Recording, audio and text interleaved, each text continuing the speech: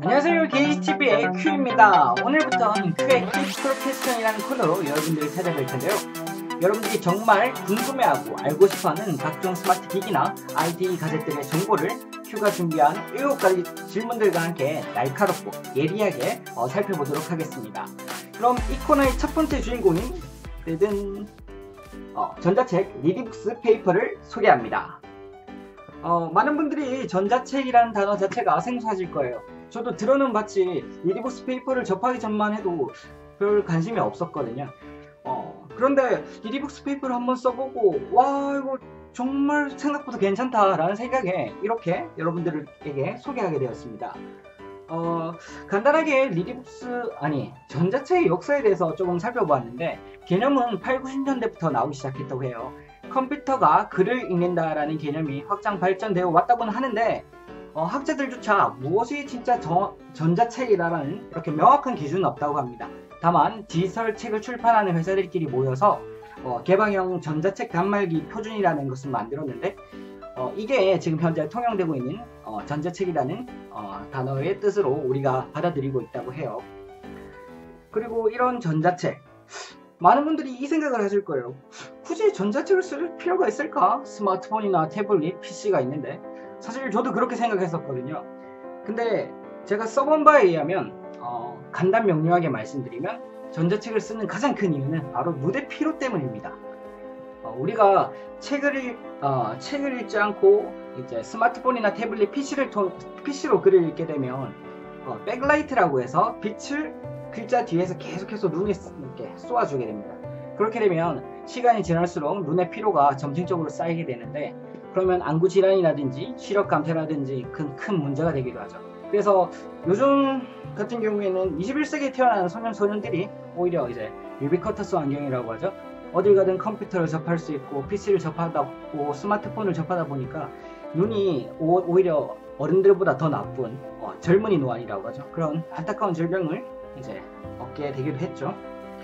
반면에 전자책의 경우에는 우리가 말하는 흔히 똥종이라고 하죠. 그런 똥종이, 종이 소재를 있는 듯한 그런 눈의 편안함을 가져다 주는데, 그게 이잉크, 전자잉크라고 하는데, 이잉크라는 기술은 백라이트가 없다고 해요. 그래서 우리가 오랫동안 책을 읽더라도 눈이 피로하지 않아서 이제 책을 읽는데 편안하게 읽을 수 있는 거죠.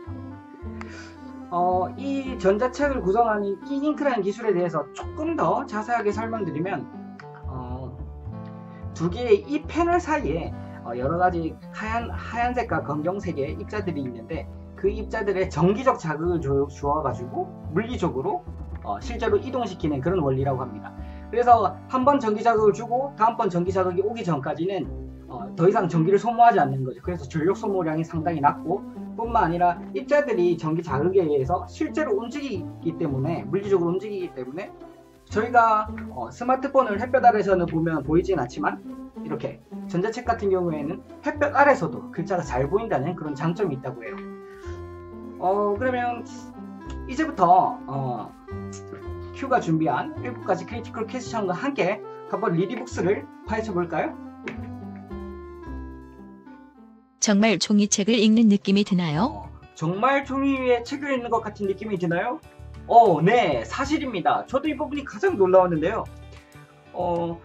리디북스 페이퍼의 해상도는 300dpi로 우리가 실제 종이 위에 인쇄되는 활자의 해상도가 300dpi로 똑같다고 합니다. 그래서 마치 리디북스 페이퍼의 글을 읽게 되면 실제 종이 위에 인쇄된 글자를 읽는 것과 똑같은 선명함을 느낄 수 있는데요.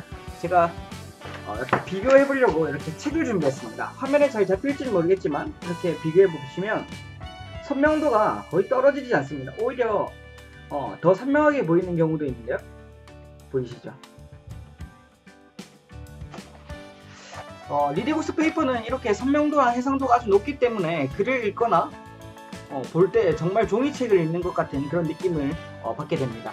다만 아쉬운 점이 있다면, 아무래도 해상도가 이제 종이에 최적화되어 글을 읽는 데 최적화되어 있다 보니까 고해상도의 이미지라든지 만화를 읽는 데는 컬러판을 자주 보시는 분들 같은 경우에 조금 아쉬울 수도 있을 것 같아요. 저 같은 경우에도 처음에 흑백으로 보다 보니까 약간 어색했었는데 뭐 이런 부분도 차차 적응하시면 적응이 되면 그렇게 불편하거나 뭐 그렇진 않습니다. 보이시나요? 나름 괜찮죠? 몇 권의 책까지 넣어 다닐 수 있나요? 몇 권의 책까지 넣어 다닐 수 있나요? 이게 두 번째 질문인데요. 이거 아주 중요한 질문 중에 하나죠. 왜냐면 가장 큰 전자책의 장점 중에 하나인데요. 이 작은 단말기 안에 수백 권에서 수천 권까지 책에 넣어 다닐 수 있다는 거. 그거 엄청난 장점이니까요. 대략 얼마 정도의 책을 들고 다닐 수 있을까? 고해상도 이미지나 만화가 아닌 이상 일반적인 책의 경우 한 권당 대략 10MB 정도의 용량을 차지합니다. 실제 리디북스 페이퍼의 내장 메모리는 8GB지만 실사용 용량은 5.5GB.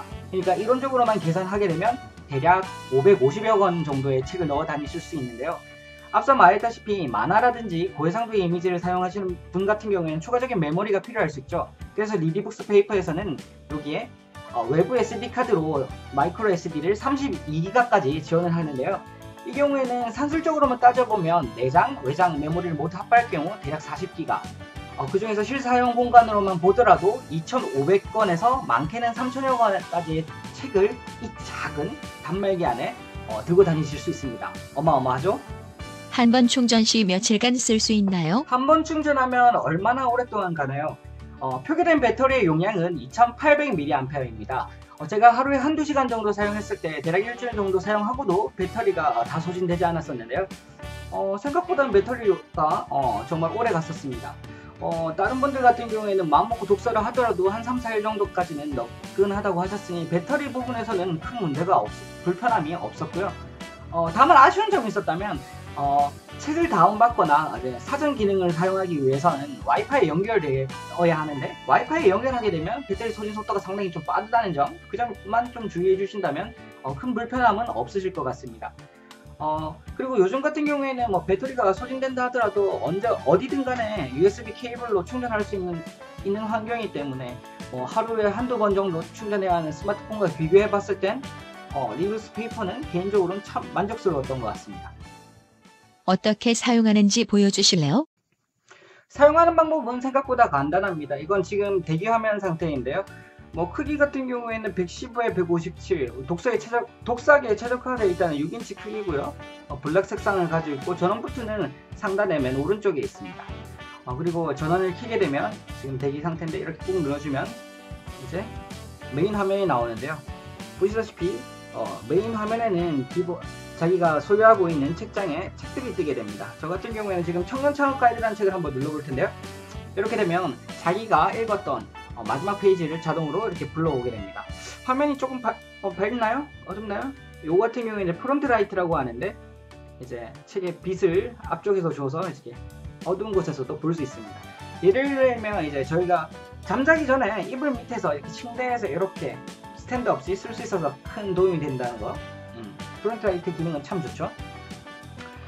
페이지를 넘길 때는 두 가지 방법이 있는데 하나는 이렇게 스크린을 터치해서 넘기는 방법이 있고 하나는 기기 중앙에 있는 작은 양쪽에 물리 버튼이 있습니다. 이 물리 버튼을 클릭해서 이렇게 넘겨서 볼 수 있는데 실제 전자책을 접해서 읽다 보면 이 물리 버튼이 참 도움이 많이 되는 게 독서를 할 때 몰입도라든지 집중력을 계속 유지시킬 수 있게 한다는 게 참 도움이 많이 했던 것 같아요. 이런 부분 같은 경우에는 리디북스 페이퍼에서 사용자 중심으로 정말 많은 생각을 했다는 걸 느낄 수 있었고요. 대표적인 기능 중에 제가 좀 좋았던 기능은 보기 설정 기능이라는 건데 실제 종이책 같은 경우에는 저희가 원하는 폰트로 볼 수도 없고 크기라든지 문단의 구성이라든지 이런 걸 바꿀 수가 없잖아요. 근데 전자책의 가장 큰 장점이죠. 그래서 저희가 원하는 리디북스의 가장 큰 장점이죠.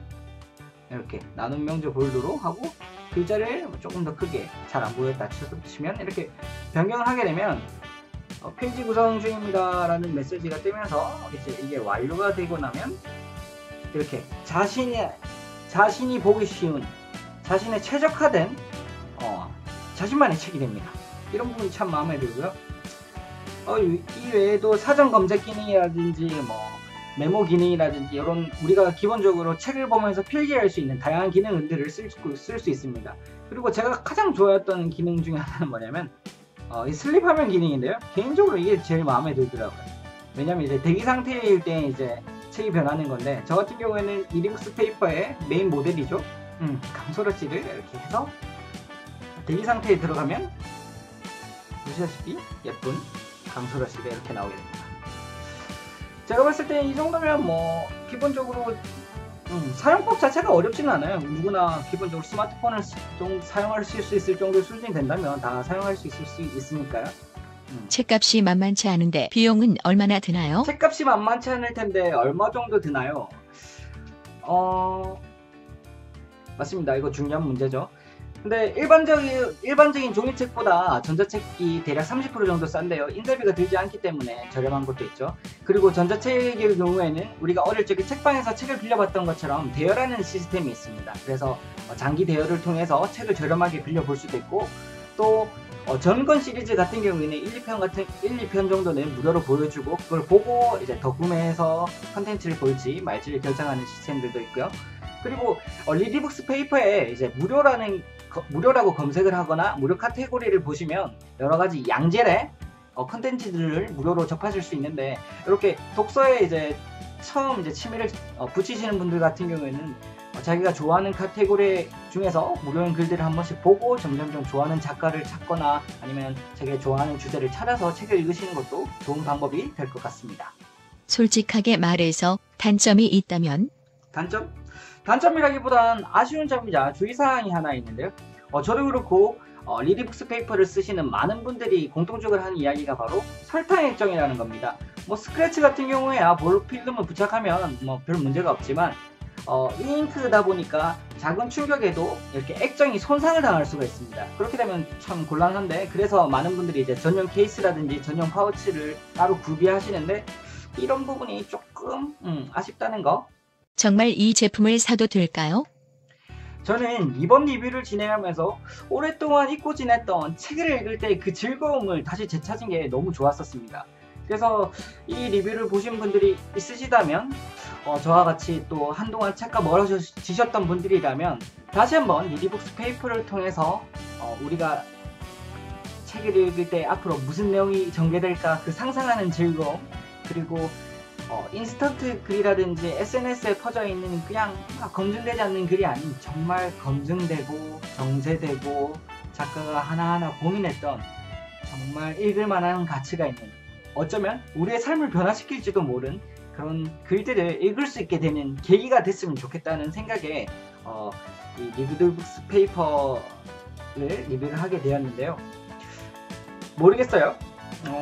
실제 종이책과 같은 전자책이 종이책은 아니기 때문에 우리가 책을 읽을 때 그 넘김 소리 혹은 그 감촉, 그리고 책의 냄새, 이런 아날로그적인 감성을 느낄 수는 없어요. 하지만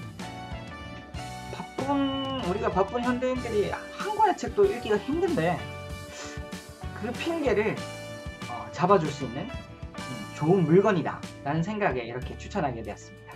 그럼 이상으로 큐의 크리티컬 퀘스천 코너를 마치도록 하겠습니다.